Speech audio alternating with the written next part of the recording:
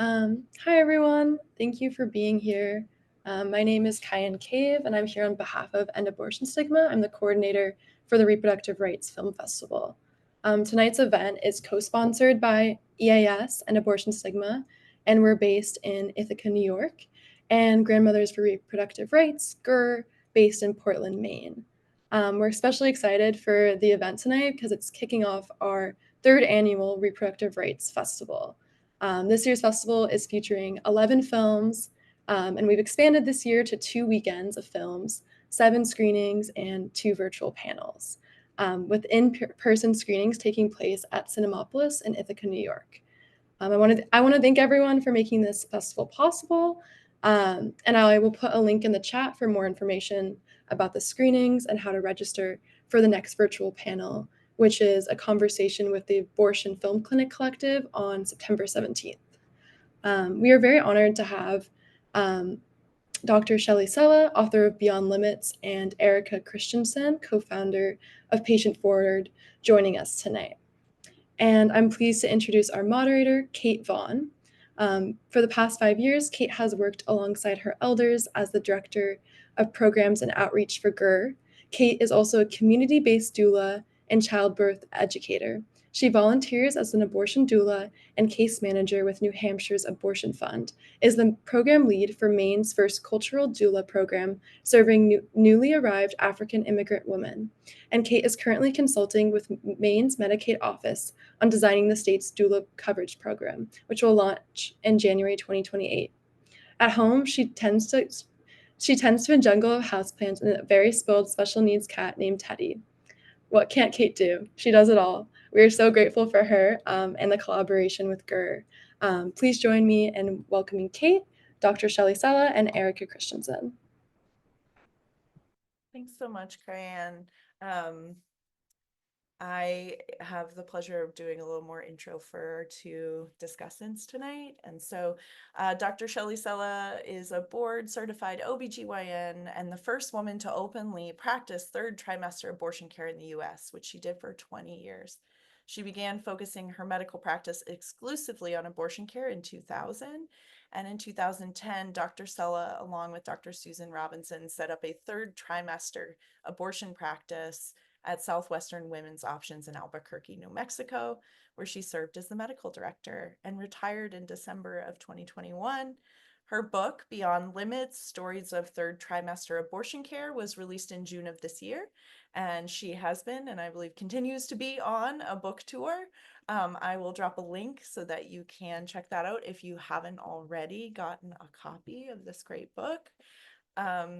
And we are also joined by Erika Christensen, who is a later abortion patient advocate and co-founder of Patient Forward, an organization which centers people who need abortion care later in pregnancy in advocacy campaigns, media initiatives, and abortion policy. And I'm also going to drop Patient Forward's link into the chat so that you can check them out and all of the amazing resources if you haven't already come across their great work. So thank you so much for being here.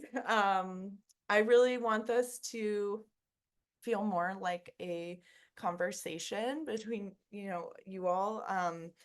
But I did want to start by just, in case there are folks who are kind of more newly thinking about abortion past the first trimester, maybe Erika, you could kind of lay some groundwork for us about why is it so important that we have abortion available all throughout pregnancy, and who's left behind or harmed when we have, gestational limits based on how pregnant someone is. Yeah, thanks for that question. Thanks, Cait. It's so fun to be here with you and with Dr. Sella. Thank you so much for covering abortion care later in pregnancy. It's just an honor to be here with both of you. Thank you.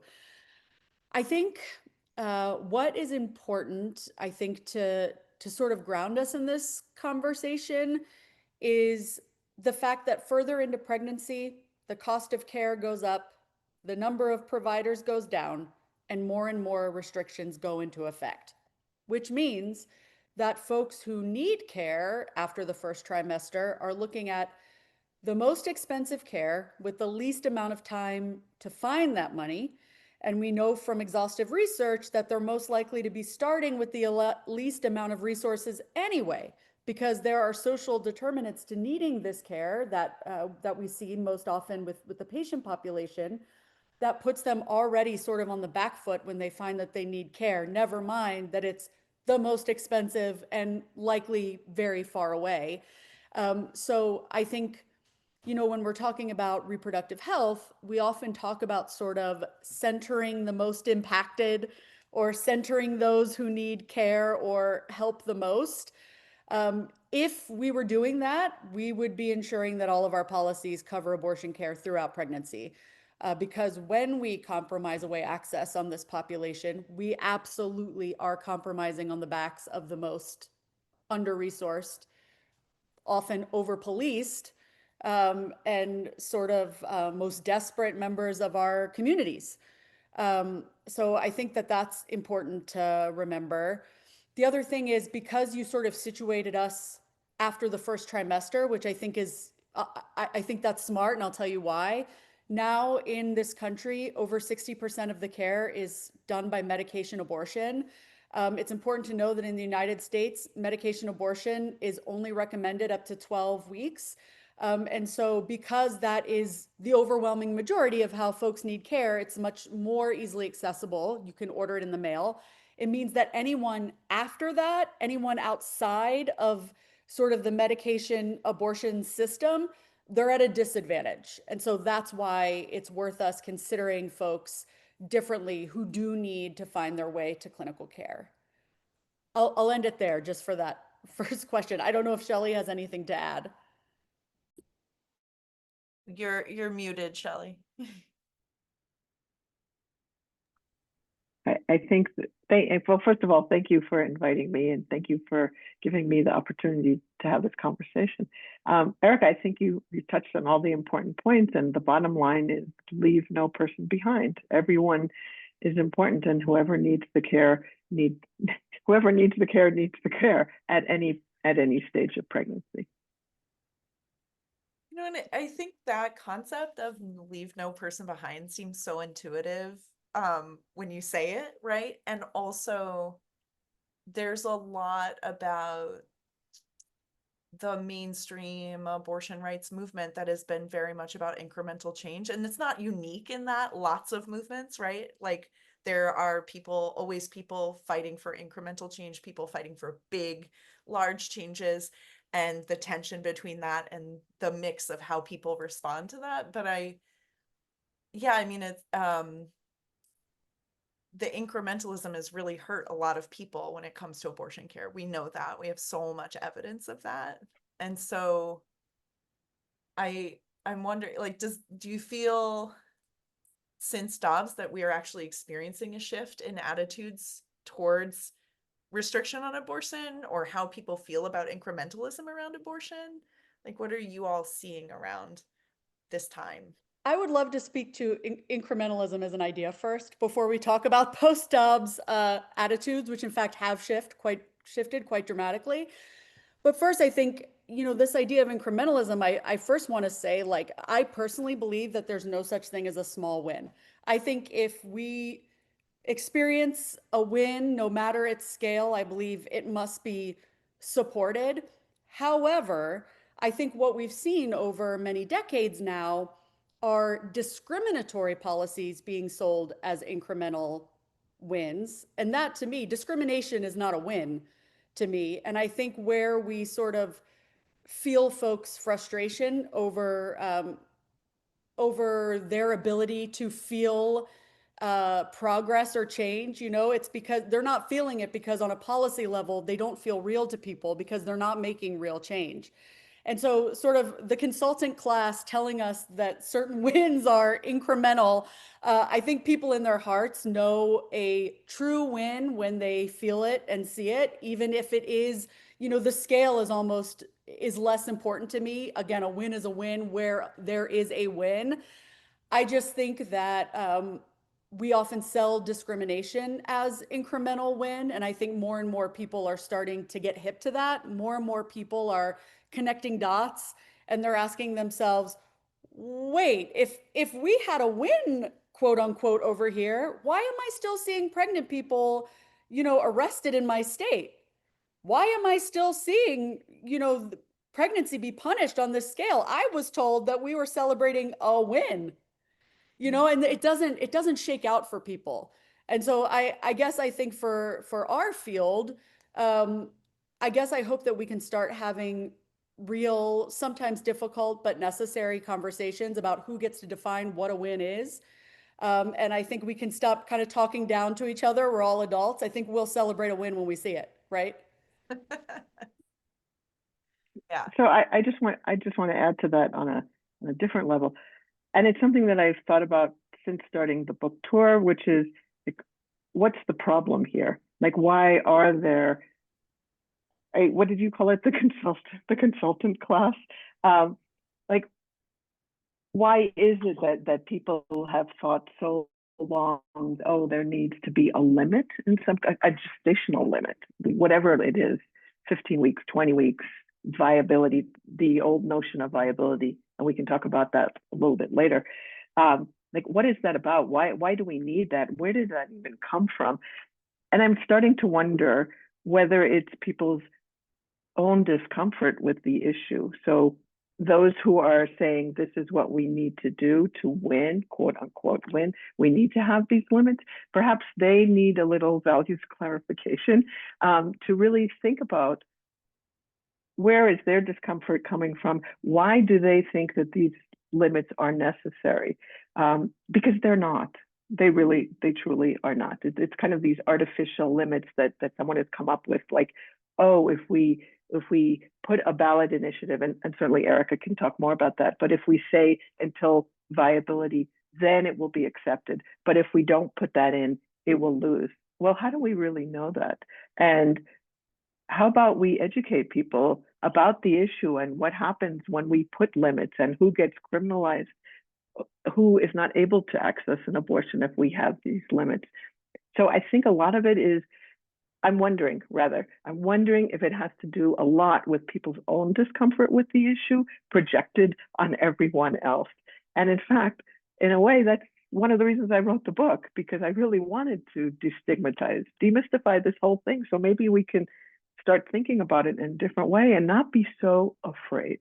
I think it's a lot of these policies or initiatives are coming from a place of fear, I think, rather than kind of openness and acceptance and realization, yeah, people need this care and we need to provide it, and we need to have laws that will allow people to access abortion at any stage of pregnancy. That's just my thinking lately about that, kind of a fear-based move to just constantly place restrictions rather than be expansive. Yeah. Well, and it's like, I'm curious what you guys think about it, actually. I think, I mean, I tend to think you're right. Like, as an organizer, like my background is in organizing, going and having conversations with people in their communities, in their homes, wherever they are, about, tough subjects, and when what I find usually is, like, when people have that opportunity to actually unpack, well, what do I know about abortion care? At all? What do I know about abortion care after the first trimester? What do I know about the people who need it? Usually people are not given a lot of space to actually unpack all of that. And when they are given an opportunity, in my experience, most people, to do that without it being a debate space, really just let me present you with some information from a heart place and ask you to think about it in the context of, people in your own community, your own family, your own church. It really turns the volume down on the noise of rhetoric, where people can really get in touch with, like, no, I don't want people to suffer. And that's where I'm like, yeah, you don't want people to suffer. And if we start from there, and you understand suffering does happen when we make these restrictions, I think most people really do move into a place of at least being more open and flexible. But the pace of news, the tune of rhetoric, and the way people debate and talk to each other, that abortion has been in a debate space at all in our culture, has really made it very difficult to slow down and say, we're talking about humans who have really complex lives, and pregnancy is not happening in a vacuum for anyone. So I think that's part of what I like. Yeah, I think people are afraid of their own discomfort. They're afraid of what they don't know. They're afraid to ask. Yeah, I agree with you. All I would add, or what I think about, is that I think for a very long time, really since Roe, I think we have been in a space of asking permission from the government, or state daddy, as I call it, for permission for most abortions, right? And when you're asking for permission from an authority, the instinct or the impetus is to make your case, right? We make our case to state daddy for some abortions. So here's the reasons, here's the particular reasons we need them, and under what circumstances, and please accept this individual reason. And now I'm going to parade the next reason in front of you, and we'll nibble around at the edges until all of our reasons are considered. And hopefully we will all get permission. As opposed to decriminalizing pregnancy and putting the energy where it should be, which is on the role of the government. And when we're on that playing field, there's no one that we can't talk to and find common ground with. What I mean by that is, we talk to people all the time who I don't expect to see this issue like I do. I had a 3rd trimester abortion. Shelley was a 3rd trimester abortion provider. We have a personal relationship to this issue that we can't expect people who have no personal attachment to have in the same way we do. At the same time, so to me, the job that I believe I have is not to convince everyone to like it or to even understand it at the same level I do. It's to ask themselves what their role is, and then by extension, what the government's role is. To me, if someone tells me they're uncomfortable with 3rd trimester abortion care, I say that's okay.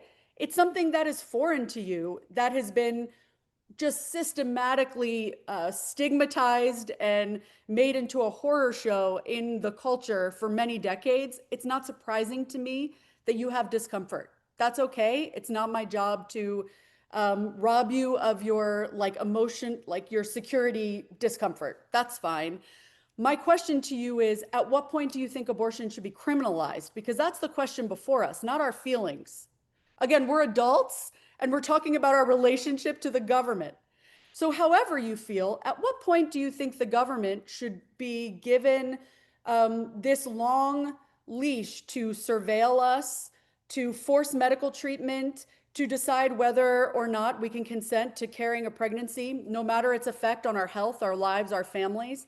And 9.5 times out of 10, people tell us, well, never.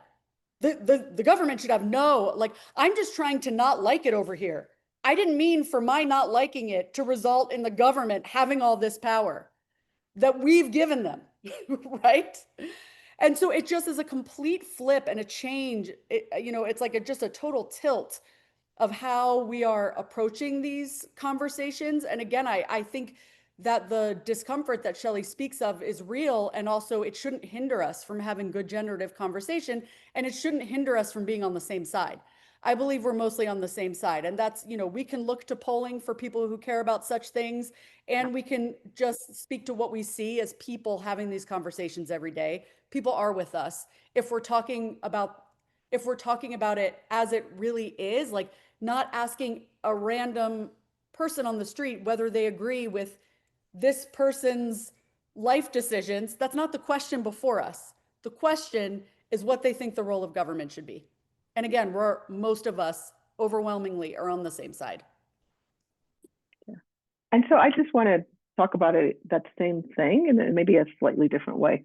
And Cait and Erika, you both said, it's okay to have complicated feelings about this issue. And Cait, before we went live, you asked me about questions people ask or the reception I've gotten on this book tour. And a frequent question that I've gotten has really been about that for me personally. Like, have you ever been in a situation where you turned someone away because you felt they, I think that I'm going to paraphrase, but you felt that they didn't deserve an abortion or something. They wanted me to they wanted me to talk about myself. So not about them having maybe complicated feelings, but me having complicated feelings. And I think the question comes from, well, how does she really feel about this? So then maybe that will help me figure out how I feel about it. And what I've said is that in general, I didn't have, it wasn't an issue for me. It wasn't a problem.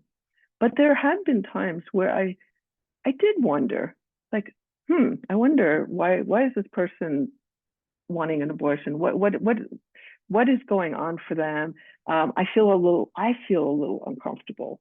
And then I would kind of do this little exercise in my own head, like, I'm not the one who's having an abortion. They're the ones. It's their life. It's their life that they're going to go back to, either pregnant or not pregnant. So, I can have all the misgivings, complicated feelings in the world, but it's really not the issue. And I would proceed. And invariably afterwards, I was so glad that I had proceeded with the abortion. Like, I could really see how important this was for this particular person. So yeah, sometimes I had complicated feelings too. It didn't keep me from doing this work. And it also, as Erika was saying, it's okay. It's okay to have them, but that's not really what we're talking about. Yeah. And I so appreciate that reframing that, like, there is a feeling, there are lots of feelings, and we're talking about policy, right? Like, we're like, and ideally, policy is not about feelings, which does not mean it's not about humanity, right? It doesn't mean it's not about human empathy or whatever and justice, but it's certainly not like, well, I feel this way, so therefore a law must be made based on this feeling. I mean, that's really a strange way to run a society, right? But I think in part because maybe misogyny is so normalized, like controlling pregnant people's bodies is so normalized, that it has become so much about people's feelings, and especially people who are never going to have to make these decisions. And it's a really strange place to try to like talk sense to people, like you're saying, Erika, like, okay, at what point do you think the government should have this kind of power over us? At what point are you comfortable with that or uncomfortable? And that's such a great reframing of that question, instead of like, how do you feel about it? That's just like such a great takeaway, I think, for folks to think about, even in your own head, like how you think about this. And I do want to just remind folks that there is a Q&A feature. You can put questions in there for Erika and Dr. Sella. It's on the bottom of your screen. It looks like a little speech bubble with a question mark in it, and I will see them and I can lift them up. And I did have a question from someone sent in earlier, if you all are willing to take this question on. And, this question was about your thoughts on the, the need for, or the use of medication to end pregnancies later in later gestation, because of restrictions, because of high barriers. Like, where do we know that it's legal up to a certain point to use medication, abortion pills to end pregnancy, but there are places in the world where people are doing this well beyond the first trimester. And just curious about, y'all's thoughts on that. I know we're talking about policy and clinical care, but there is this whole world outside of clinical settings where people are being pushed to end their pregnancies. Yeah. So why don't I start, and then Erika, you'll add. So what you're talking about, Cait, is self-managed abortions using medication, not just medication abortion, because a third trimester abortion uses a medication. So different clinics have different protocols, but where I worked, it was mostly invariably a medication abortion. The procedure we used, though, was to induce demise first, and then prepare the cervix over several days, and then use medication abortion. So I think it's very effective. It's very safe. And I'll tell you the things that I'm concerned about. And I think it's a logical response to increasing restrictions and bans. Like if someone doesn't want to be pregnant, they will do whatever they need to end the pregnancy, and medication is safe. Medication abortion. What concerns me is if there's complications and if the person ends up going to the hospital. I mean, we've seen that the medical system is very good at reporting people to the police. So I worry about that, and I think that's a reasonable concern. The other concern I have is the disposal of the body, and that again has been criminalized. There are cases of people being indicted for disposing of a body, even in cases of a stillbirth. So I think there are issues, which doesn't mean I don't support it. I think that I know in other countries there are abortion doulas who are kind of supportive and help someone go through the process and help them so that some of these issues are handled. But I guess I'm supportive and concerned for those who are really, I mean, what's the issue? People are so desperate that they can't access an abortion that this is what they're doing. And again, I do want to say medication abortion is safe throughout pregnancy. And so, Erika, I'd love to hear your thoughts. Yeah, I'm deeply concerned, and I think about this all the time for the reasons that Shelley raised. Again, we do know that these medications are safe. However, further into pregnancy, the risk, the criminalization risk is risen exponentially. So much so that, according to If When How, 87% of cases of SMA that are criminalized affect people in the second or third trimester. 87%, making the development the number one factor determining whether or not someone gets wrapped up in the legal system and is charged for a crime. And that fact is just systematically erased by the reproductive justice field. And I'll tell you, and I don't know this for sure, but I'll tell you my theory. My theory is that medication abortion is largely legal. There are no laws explicitly against medication abortion in most states, overwhelmingly. However, like Shelley mentioned, people aren't being charged with the crime of medication abortion. They're being charged with crimes that were originally meant for living human people, like abuse of a corpse, like the way they dispose of fetal remains, things like that. And the way that they are able to be charged is this idea of personhood that the reproductive rights field has staked at potential fetal viability. And so people that are charged are being charged based on a framework and idea and literal laws that we are championing. Do you understand? And so when we erase the way people are charged and why they're charged, my guess is that we would have to take a long, hard look at our own signature flagship policies and grapple with our implication in how people are being deeply harmed right now by criminalization. So this is why I think it is so imperative to get people, if they want to all trimester abortion clinics, where they'll be cared for in a clinical setting, where they're able to, yes, have, a safe situation where they're supported, even if they're using similar medications. Like Shelley said, they're with people in a safe environment who will take care of them. They won't be left to fend for themselves, because I fear that leaving people to fend for themselves while we at the same time pass the laws that criminalize them is abandonment. I don't feel comfortable with that. I don't think that that's harm reduction. And so I guess for me, looking at what we can do to affect this situation, we can't control the antis. We can look at our own policies and how they affect people that are getting criminalized in these situations.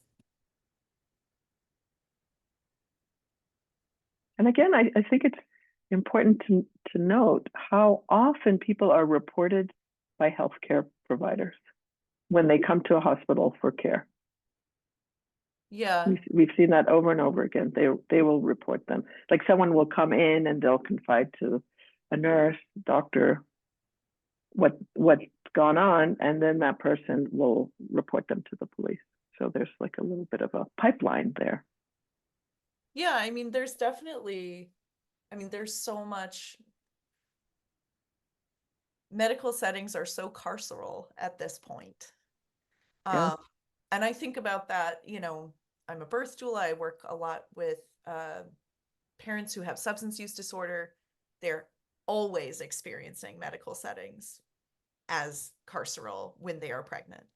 And so that's when people are having babies, they're afraid of being reported. When people are ending pregnancies, terminating them, they're afraid of being reported in general, right? Like pregnancy becomes a liability in someone's entire life, which is kind of a wild way to think about pregnancy, right? Because it doesn't have to be, right? I think of pregnancy as like a superpower. People should get to choose when they use it.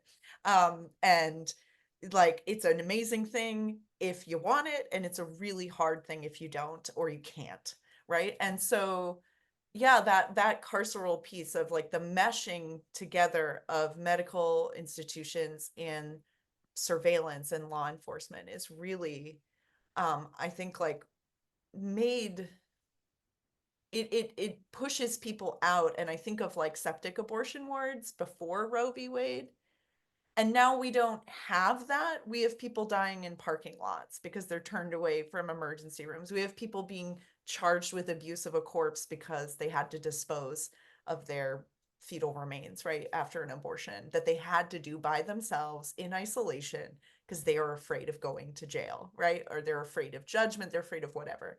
And I think that's the thing when I like tapping into the fear that people have when they're in those situations, to me is part of realizing like why we need to be so loud about this, why we don't want to ask permission from state daddy, I guess. I'm like, you really, and I love that term because that's really what it feels like, going and begging, like, can we have some humanity because we have the ability to get pregnant. We have to beg for this. And that just feels like taking something amazing and making it into a liability. And it just feels fundamentally wrong. um, and that's the world people are navigating, right? Where they could be turned in by anybody, like their doctor, their sister, you know, their friends, like their neighbor. And it's really heartbreaking. And I think yeah, it just feels like definitely not the moment to beg permission from the state, especially this state. Yeah, but also like to be really, I guess, honest with ourselves about how people are being criminalized.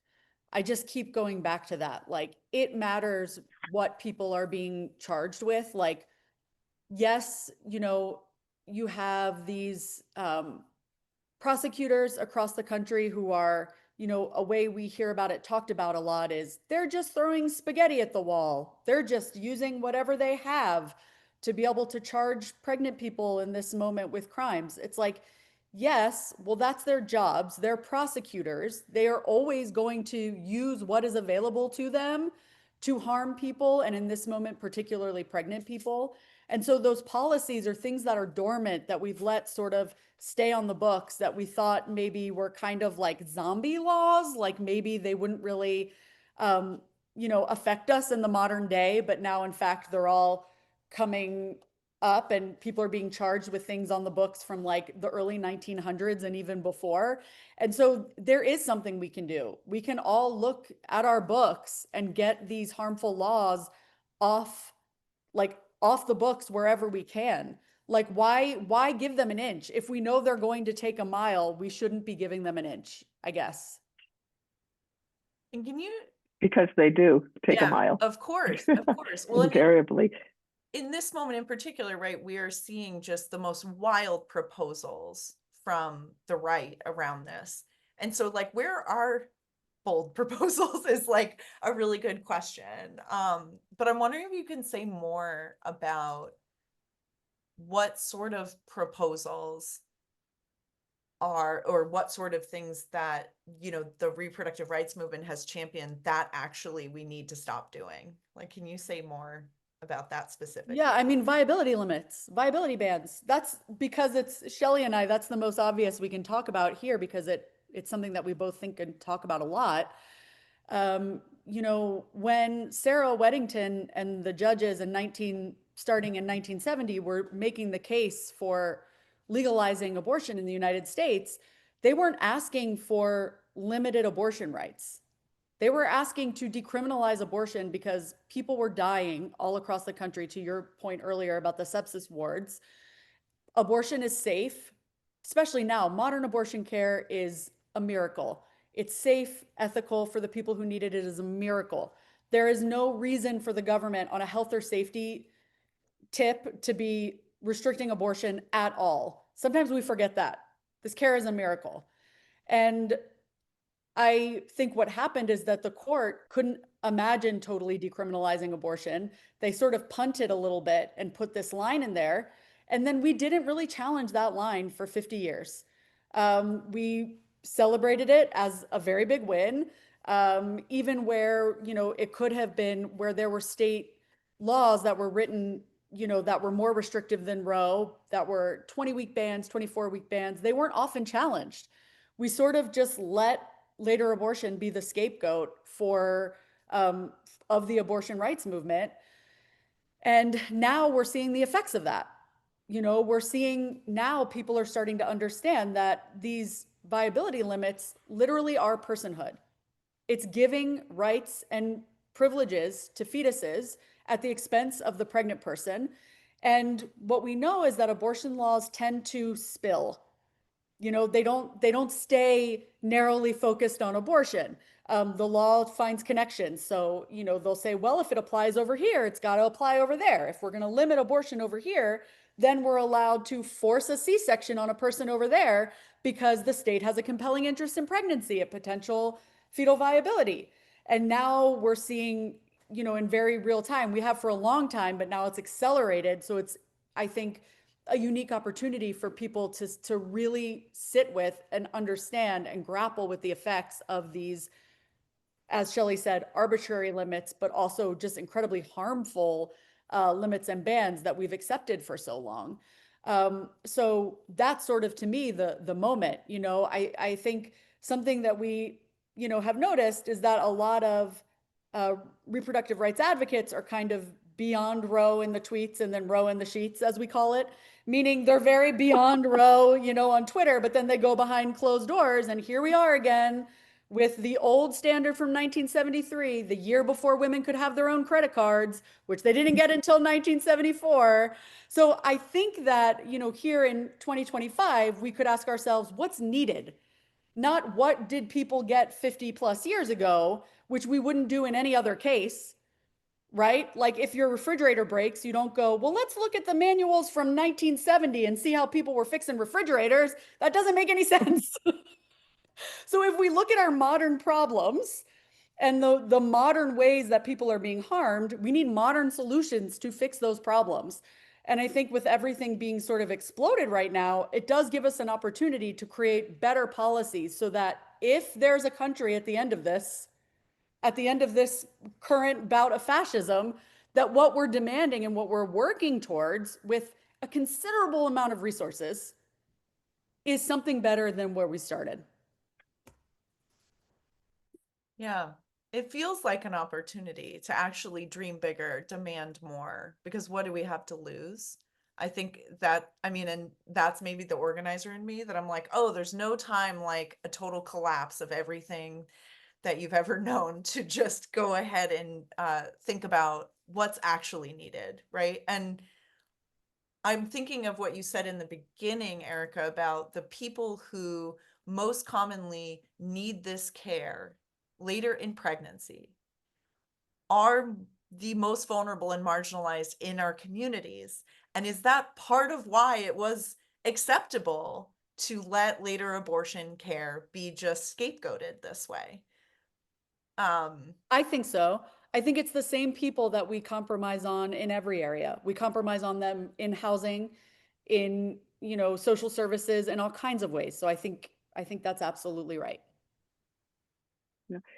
And just to talk about viability a little bit more, I don't know when they were coming up with this whole viability line, they were even thinking who gets left behind. I mean, I just don't even think they thought like that. I think they just wanted to come up with something. But what is viability really? I mean, we use this word all the time, and that's the line all the time: viability, viability. But what are we even talking about? And back then in '73, it was the way it was defined by Roe: the ability to survive outside the womb with or without artificial support, which at that point in 1973 was about 28, 29 weeks of pregnancy, and full term, as you know, is 40 weeks plus or minus. And now ability to survive with or without artificial support is 22 to 23 weeks. That's a huge difference. And 40% of those babies born will die, and many, many will have very long-term complications. So that's one thing about viability. Like, is that what we want? But the other is, what are they talking about? They're just talking in this very narrow way: ability to survive, and not at all about the impact on the baby, the child, not at all the impact on the pregnant person, not at all the impact on the family. It's such a narrow definition of viability that is ever changing. And different states have different notions of viability. So in Alabama, viability, I think, is at conception. In other places, it's 22, 23 weeks. It's like a moving target. So, I talk about in the book, but others have as well, is like, okay, now is the time to think creatively, to think big, and let's rethink the whole notion of viability. And viability is really the pregnant person themselves deciding, is this particular pregnancy, viable or not? And I'm making this decision based on my life, the reality of my life. I'm factoring in many factors. There are many factors that come into my decision: my physical health, the child's physical health, my family's health, my family's economic well-being, my ability to get an education, my job opportunities. There's so many ways that I think about this before I come to the decision, and I say, this is a viable pregnancy, this is a non-viable pregnancy. In other words, it's the pregnant person who decides, and it's not some arbitrary judge or politician who makes that decision. So while we're dreaming, wouldn't that be nice? More than nice. It would be a good thing. Right. And what you're pointing out, Dr. Sella, is that the thoughtfulness, like that people who are faced with a pregnancy they need to make a decision about are thinking of all those things, and maybe very quickly, maybe slowly, it's a real range. But I think part of the stigma around this is just the very misogynistic notion that people are not thoughtful about this decision and can't be trusted with it. And, and if anyone has actually worked with folks in a clinic or in counseling settings around pregnancy decision making, we know that's not true. But I think that's one of the pervasive things that gets put out there, that people are just not thoughtful and not trustworthy around their own bodies and their own futures, right? It's not just about your body, it's about your whole life. I want to pull some questions. First, we just have someone saying, I'm just sharing my love for Erika and Dr. Sella from everyone at Elevated Access. So thank you for that. Thank you. Someone had shared, I'm kind of stymied by the abuse of a corpse charges, because who has ever been taught how to dispose of pregnancy tissue after a miscarriage, stillbirth, medication, abortions? Like, how did these expectations come about?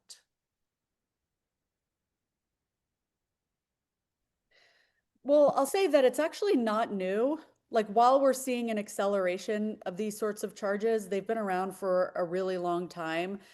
It sort of goes back to what we were talking about earlier about sort of taking one area of the law and then by using, rational theory in a way it's hard actually rationally to make the case that something's a person over here and not over there for the law, right? Because the law aims for consistency, which makes pregnancy like an inherently bad thing to be in the law at all. I mean, Cait, you both know this. You both support and care for pregnant people. I mean, there's nothing sure about pregnancy. Even gestation is only accurate within 2 weeks on either side.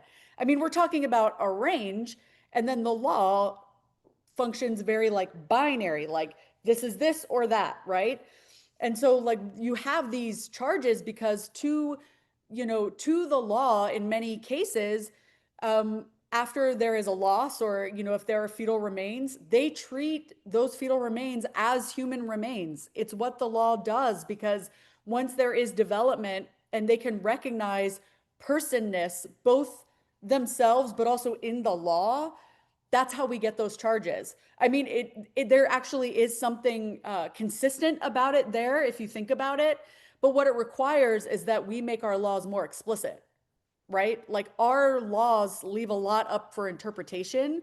And if we're aiming to decriminalize pregnancy, not just abortion, if we're aiming to decriminalize pregnancy, we would have to be very explicit that it means throughout pregnancy. It includes adverse pregnancy outcomes.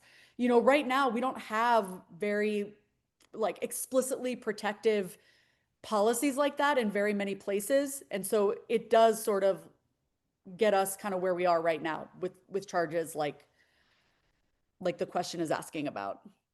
Right. And that makes me think, like, I love what you said, that the law being involved with pregnancy at all it just doesn't really make a lot of sense. Given that a person has the potential to grow inside another person. Like, I mean, that whole situation just seems like, why don't we just like take pregnancy out of the law, like, and keep it in healthcare where it needs to be, right? And I think, like, if we're dreaming of like what are the proposals, I'm like, I don't want any abortion laws. I want nothing but very explicit access to care at any point and every point for every decision in every circumstance, right? That's the big dream to me.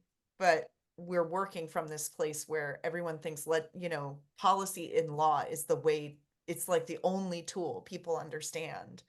And then maybe it's just we're not like a care-based society. Maybe, could be, maybe.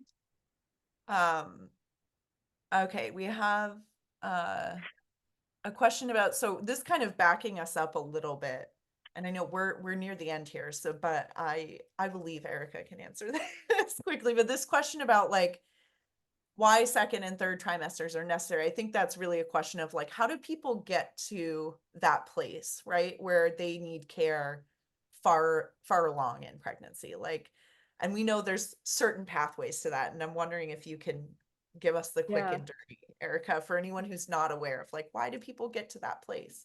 Yeah, and I'm sorry for not addressing this earlier. I guess maybe this is a question we maybe should have started at the top with because it is so foundational. But the short version is that people need abortions later in pregnancy for the same initial reasons they do earlier, but many are not able to access care as soon as they would like. That could be because they learn new information later in their pregnancy that they just couldn't have known earlier. Perhaps it is an issue of health, either a risk to themselves or to the fetus's health. The new information could be that their partner died, that they lost their home, they're all of a sudden homeless. The new information is most likely that they're pregnant. Later recognition of pregnancy is just far more common than people think. In fact, 1 in 13.5 pregnancies are discovered after the first trimester.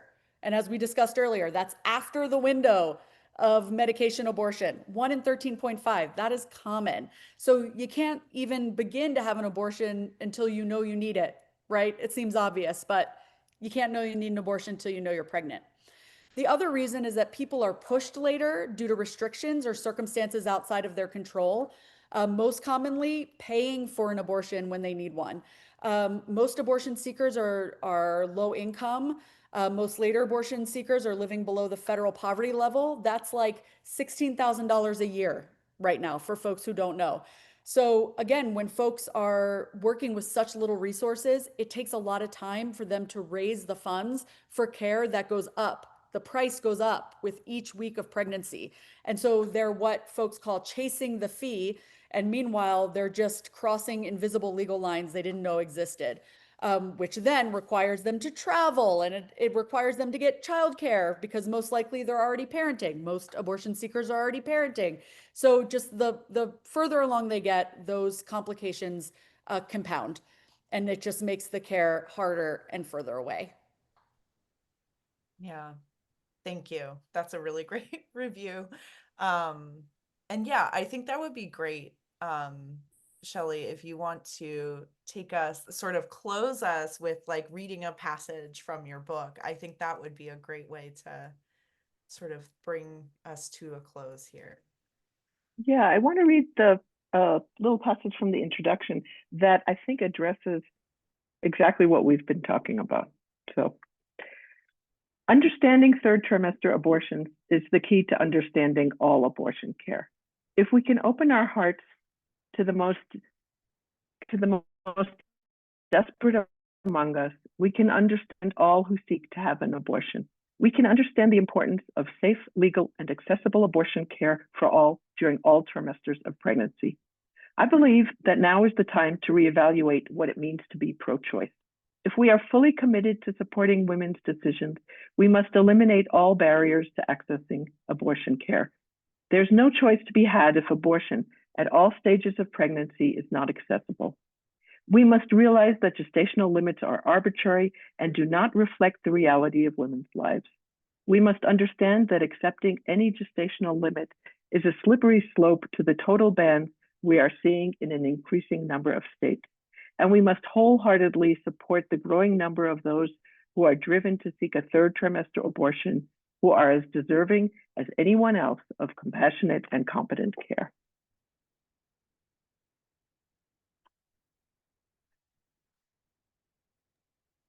Thank you for reading that. Yeah, that makes me feel emotional. I'm taking a moment for that. Yeah, I think like the piece about being deserving, right? Like for about 5 years, I was a counselor on the All Options talk line, right? Talking to people about all pregnancy experiences and decisions. And so many people came forward with this sense of like not being worthy of compassion, or it was very clear that they hadn't come across any compassion in the time that they were trying to make a decision for their lives. And just by saying, this is not a test of your goodness, like you're already good, people would just burst into tears because compassion is like that world changing for people. And I just think like, what do laws look like that actually try to make that compassion available to everybody? What kind of laws do we dream up? And that's something Mike had put in the chat, like, what are these dream things that we want? So I'm like, in closing, what are what are we dreaming about for the future of abortion care and its availability in our society? Like, what's the big thing to work towards in this moment that feels really dark and really hard?